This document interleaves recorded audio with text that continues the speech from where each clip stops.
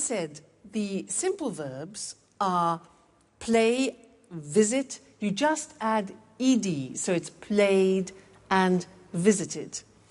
What happens if a verb ends with e?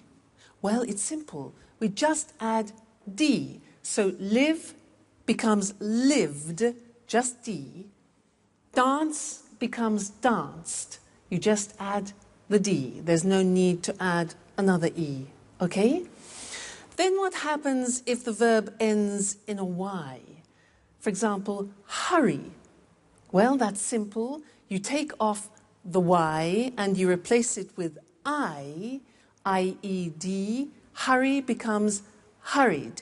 Now, this is for verbs which end with a y preceded by a consonant. So another example is marry. It ends with ry and becomes married, I-E-D. Okay? Then the next group, stop. T-O-P is the end of that verb, so it's consonant, vowel, consonant. With these verbs, what we do is we double the consonant. So stop becomes stopped with double P, but the pronunciation doesn't change, okay? Another example is prefer. Prefer becomes preferred, double R. Okay, again, pronunciation doesn't change. So these are the things you need to remember about the simple past, regular verbs. Mainly, it's a problem of spelling. Okay, otherwise, it's easy. The problems begin with the irregular verbs because you have to learn them by heart, which means by memory. You have to learn them individually. Now, I am going to read some to you, some of the most important ones. Some of them you have already heard in the story, so listen carefully to the pronunciation. Buy, bought. You notice that O-U-G-H-T is pronounced ought. Buy, bought. Come, came. Do, did. Drink, drank. Eat, ate. Find, found. Get, got. Give, gave. Have, had. Make, made. Meet, met. Read, read. Notice that. Now, read and read are written exactly the same, but the pronunciation changes in the past tense. Read, read. Say, said. Send, sent. Speak, spoke. Tell, told. Think, thought. Watch that again. O-U-G-H-T, ought.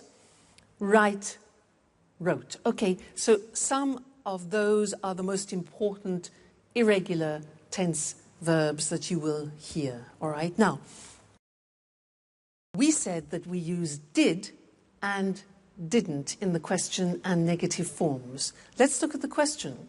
You have the question word when, the auxiliary did, the subject you, and then the infinitive form. All right? When did you arrive? Who did she or he see? How did it happen? Why did we sell it? Okay, always did with I, you, he, she, it, we, you, they. And where did they go last week? All right, so it's not difficult.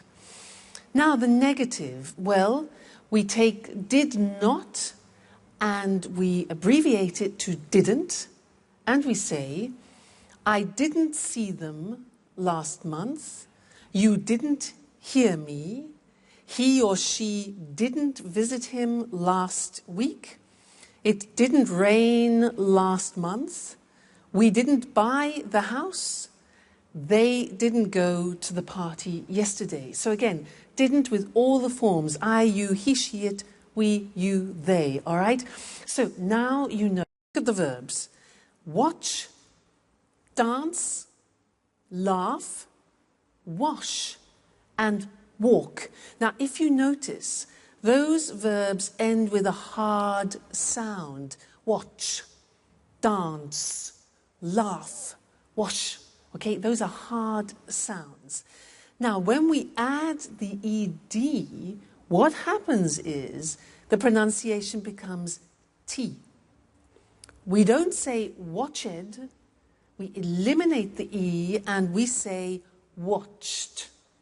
Okay? Interesting, hey? So, look at that. Watched, danced, eliminate the E, pronounce the T. Danced, laughed, washed, and walked. Okay? Now, the temptation is to say watched, danced, laughed, washed. But we eliminate the E and we add T. Okay? Watched, danced. Good. The next group, listen to the verbs. Play, clean, study, close, snow. Now, the pronunciation at the end of those verbs is soft. Not like walk, which is hard. It's soft. Play, clean, study, close, snow. So, the pronunciation of ed becomes D. It becomes played. Again, we eliminate the E. We say played, cleaned, studied, closed, snowed. Okay, not snowed, closed, studied, but studied, closed, snowed. All right, so first group with a T, second group with a D, and the last group is actually easy. If a verb ends with a T or a D, then the pronunciation of ed becomes id. And in fact, it's impossible to pronounce it any other way. Take an example, start. It becomes started. Started, not started, started. Okay? So, want becomes wanted. Start becomes started. Land, landed. Paint, painted. All right? So those are the three groups of pronunciation. Good evening. Here's the 9 o'clock news. Yesterday, 10,000 people left their workplace. Left is the past tense of leave. Good. And went into the streets of London. Went, past tense of go. Right. To protest against the government's new labour law. Then, the police sent out special forces, sent, past tense of send, to control the crowds, and arrested, which is the past tense of arrest, it's a regular verb. Arrested 15 people. Okay? How many so far? Okay.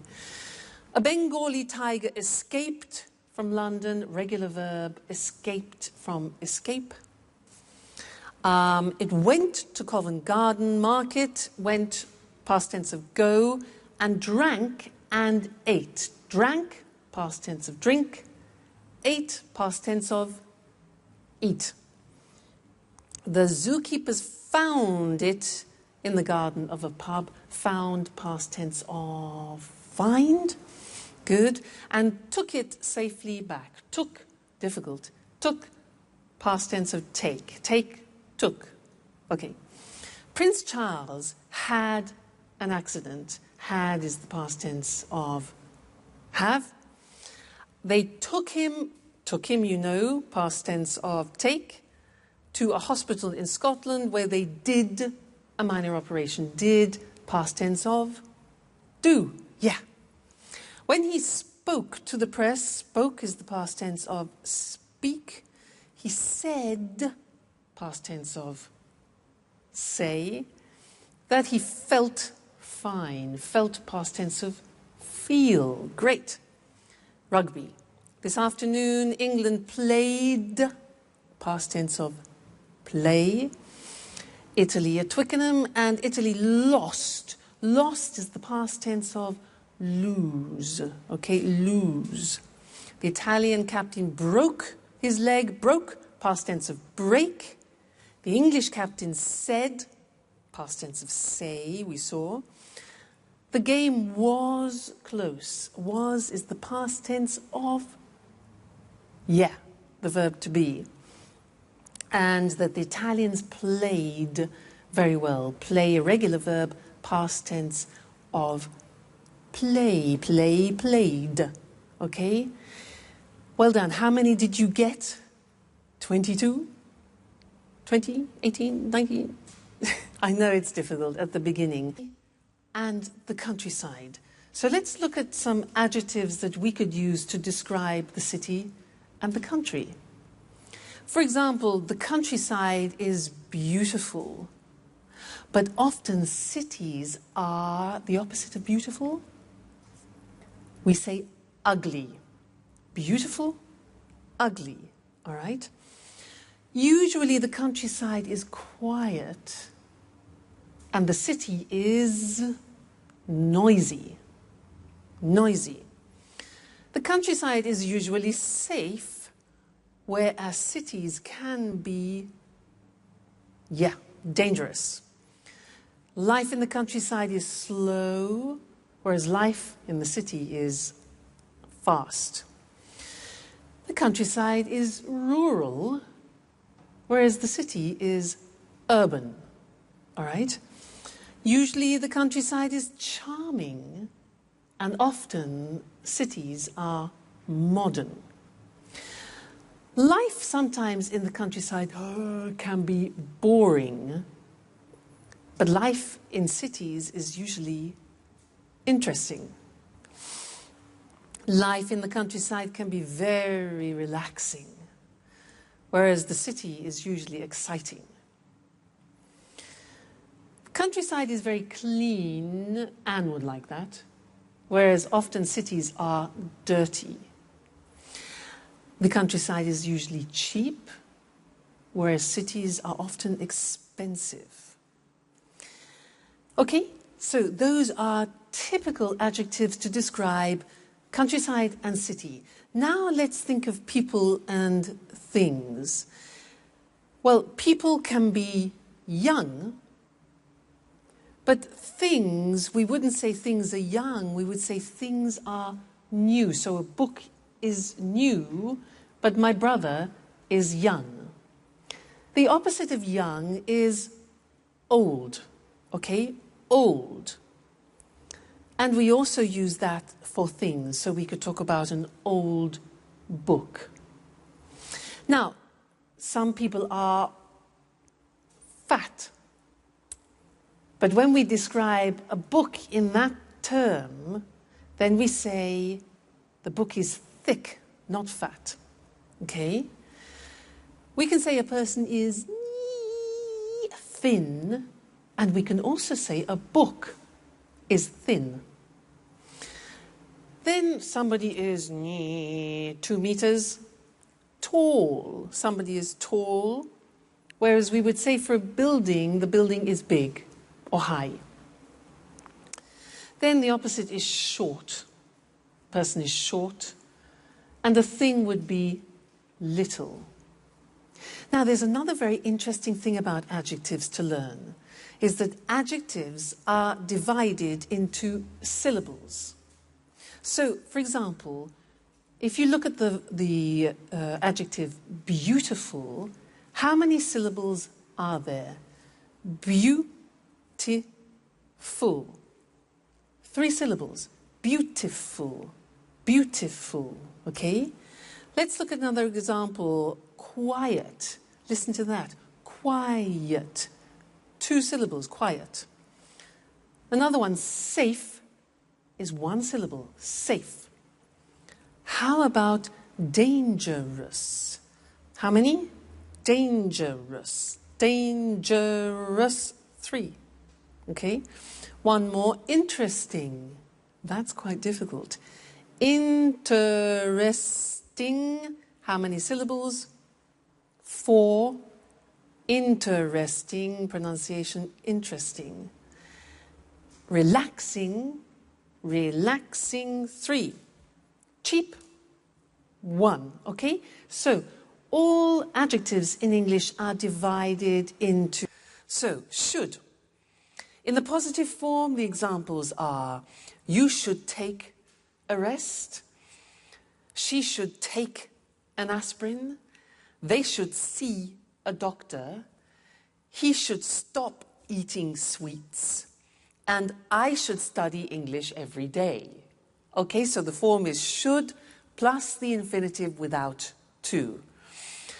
The negative: she shouldn't, look at the pronunciation, shouldn't work so much. I shouldn't go to bed so late. You shouldn't go to that film.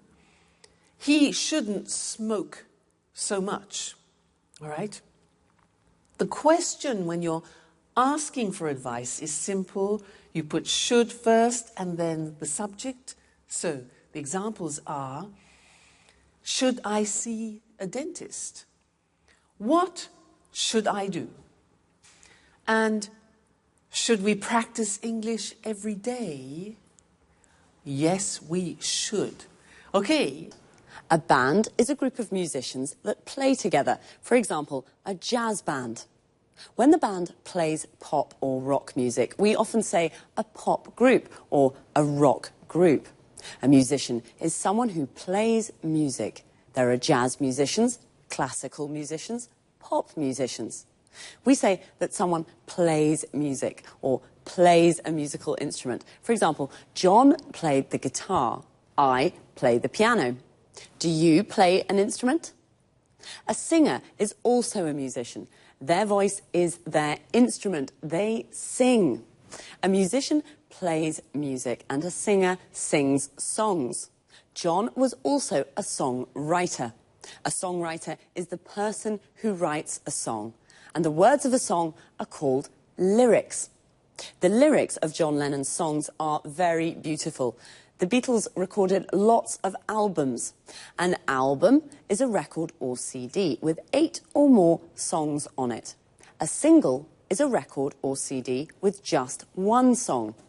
Often a single becomes very popular, and we say that it goes to the top of the charts. The charts is the list of the most popular songs that week. So when a single goes to the top of the charts, it means that it's at the top of the list and very popular. When a song is #1 on the list, we call it a #1 single. Please Please Me was a #1 single. But bands also play live in front of an audience. We say they give a performance. So we can say, the Rolling Stones are playing in Rome tonight, or the Rolling Stones are giving a performance in Rome tonight. A performance can be just one song or piece of music, but when a band or singer plays lots of songs, we call it a concert. Unfortunately, some bands, like the Beatles, separate, and we say they break up. The Beatles broke up in 1970, and John Lennon started his solo career. A solo career is when a musician records songs alone, without the band. It's time for me to... A businessman, or businesswoman, is a person who works for a company, or for themselves, and they are always looking for ways to make money. To be a successful businessman, you need good business skills. In other words, good ideas to sell more and to make more money. Bill Gates has very good business skills. He founded Microsoft. To found a company means to start a company. And Bill Gates founded Microsoft because he knew where the computer market was going. What is the computer market? The people who buy computers. The people who buy a product are the market of that product. Bill Gates even created a market for computer software. To create a market for a product means you are the first person or company to sell that product. He also destroyed his competitors. Competitors are the people who sell the same product as you. Of course, to be so successful, Bill worked a lot. We say he was a workaholic. Workaholic comes from the word alcoholic, a person that drinks a lot of alcohol. And he became a multi-millionaire with his business philosophy. A multimillionaire has lots of millions of euros or dollars. Someone who has 1 million is called a millionaire. A business philosophy is how someone wants to run a business. To run a business means to manage a business. Bill Gates runs his business very well. And not only, he gave half of his money to a foundation, which is an organization that funds charity work. To fund something means to give money to an activity. And charity work is when people work to help each other. So, very smart, but also very generous. I think I